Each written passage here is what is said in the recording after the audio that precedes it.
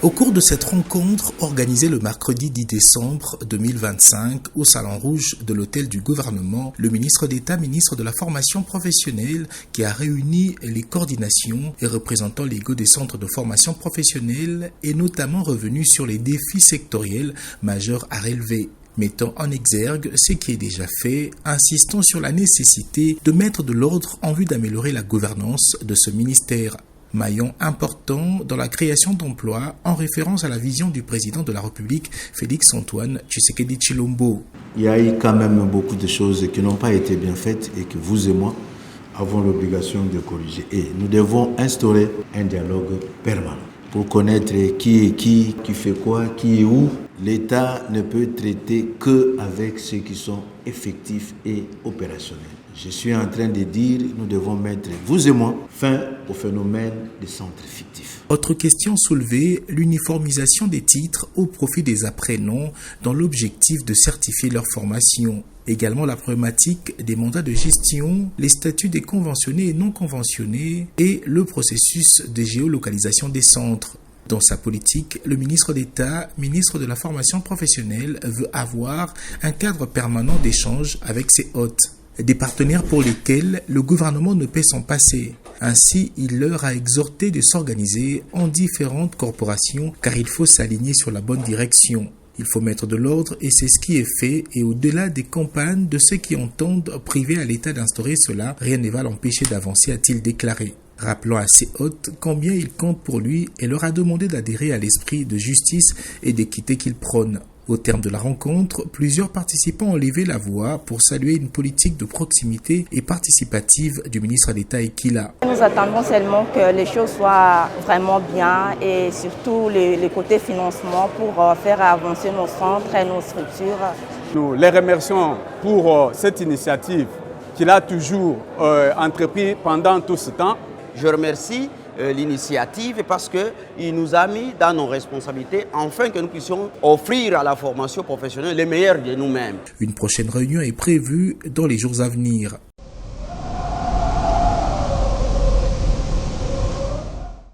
Grâce au plaidoyer du ministre d'État, ministre de la Formation professionnelle, les dépendants des policiers, leurs enfants, seront dans les jours à venir bénéficiaires d'un foyer social dans l'enceinte du camp Kabila situé à Lembassou région à Kinshasa. Ce, grâce au financement de l'église des Saints de Dernier Jour en collaboration avec Vodacom Congo, son partenaire. Ce foyer social va abriter un centre de formation professionnelle moderne dédié à la formation gratuite des enfants des policiers. Ce jeudi 11 décembre 2025, les travaux ont été lancés par le ministre d'État, ministre de la Formation professionnelle, Maître Marc Ekila, en présence de son collègue, le ministre délégué à la Défense nationale en charge des anciens combattants, Elésier Tamboué, également promoteur d'un grand centre de formation professionnelle à Kinshasa, partenaire du ministère de la Formation professionnelle et qui a formé près de 400 jeunes gratuitement lors des sessions gratuites des formations professionnelles.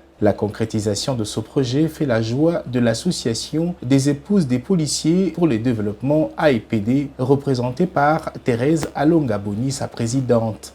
Outre le satisfecit également exprimé par les enfants des policiers, Didier Moutombo, directeur régional en charge des actions humanitaires au sein de l'église des Saints de Dernier Jour, a expliqué le sens de cette réponse positive à la demande du ministre d'État Ekila, exhortant les bénéficiaires de ce futur foyer social à en faire bon usage. Nous sommes convaincus que ce centre, chères excellences et chers partenaires, deviendra un pôle de formation technique au service de la jeunesse et de l'autonomisation de la jeunesse, ici au camp Mobutu et pour toute la communauté environnante. Rendant un vibrant hommage au chef de l'État, initiateur de la politique qu'il poursuit fermement au sein de ce ministère, le ministre d'État, ministre en charge de la formation professionnelle, a remercié les partenaires financiers et techniques de ce projet car l'objectif poursuivi est de former les dépendants des militaires et policiers afin de promouvoir une main-d'œuvre qualifiée de ces dépendants, ceci dans un lieu qui répond aux conditions voulues. Instruction au Mokonzi Mboka pesaki biso pe o mama premier ministre mama lokola bino aza kolandela asengaki liboso to former bana lelo to former ebele na Congo mobimba o to former gratuitement. Donc tolingi kolobaki toyaki awa toyaki kosala masekite toyaki kosala o Mokonzi atindaki biso. Après l'étape des allocutions, place à la pose de la première pierre par le ministre d'État Ekila et son collègue.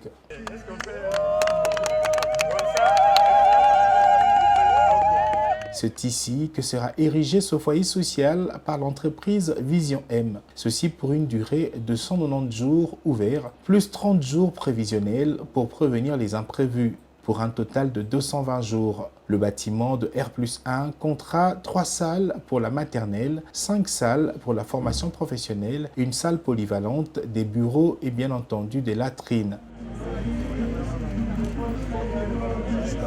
Plusieurs métiers seront mis en avant pour la formation des dépendants des policiers. À retenir que ce centre aura comme nom Centre de formation professionnelle Colonel Miguel Bagaya, un policier dévoué qui a quitté la terre des hommes en 2025 après des loyaux services rendus à la République durant plusieurs années.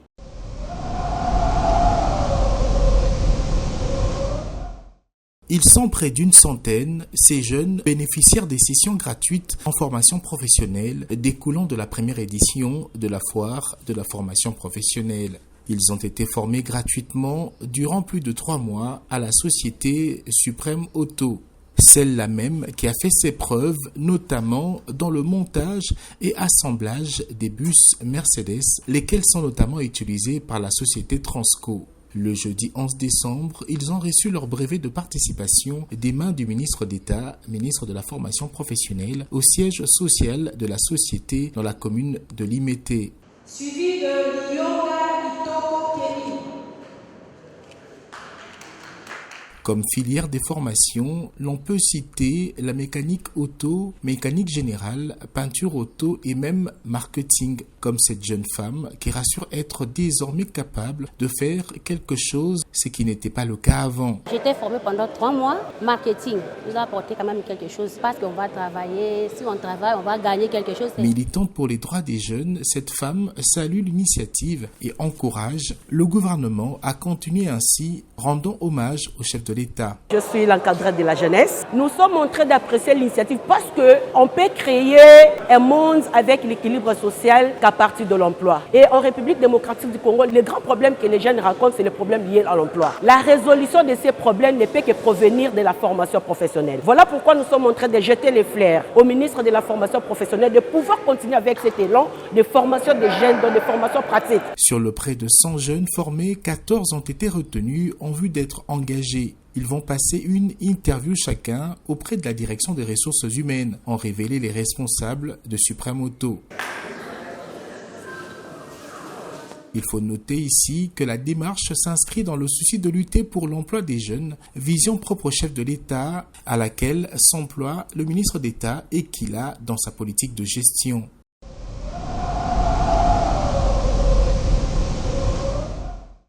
L'effectivité de la rééducation dans les centres pénitentiaires de la République démocratique du Congo, le gouvernement de la République y tient fermement. Dans cette ambition, en concertation avec le ministre d'État, ministre en charge de la justice, le ministre d'État, ministre de la formation professionnelle, y travaille. Ce avec comme partenaire l'UNFPA, l'Agence des Nations Unies pour la Population. La question a été abordée en 2 volets le mercredi 10 décembre entre le ministre d'État Ekila et le représentant pays de cette Agence des Nations Unies au profit de la formation et la santé sexuelle des détenus, notamment femmes. Alain Akpadji fait le point. Il s'agit d'organiser des formations professionnelles au cours de la période de détention. Il s'agit de donner un soutien psychosocial à ces personnes-là. Il s'agit également de leur doter des kits de réinsertion socio-économique pour qu'une fois après la prison, vraiment, ces femmes puissent vraiment mener des activités qui pourront leur permettre de gagner leur vie et d'être vraiment les actrices de leur communauté.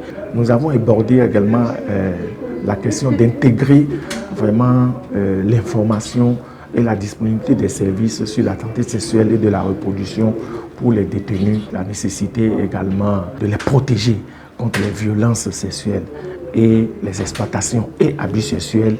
Et nous allons travailler ensemble avec 2 agents du système des Nations Unies et avec le ministère de la Justice pour que vraiment la prévention des exploitations et abus sexuels en milieu carcéral vraiment puisse être éradiquée. Les 2 parties se sont ainsi accordées pour la mise en œuvre de ce programme qui partira de Kinshasa et le reste du pays. Formation professionnelle et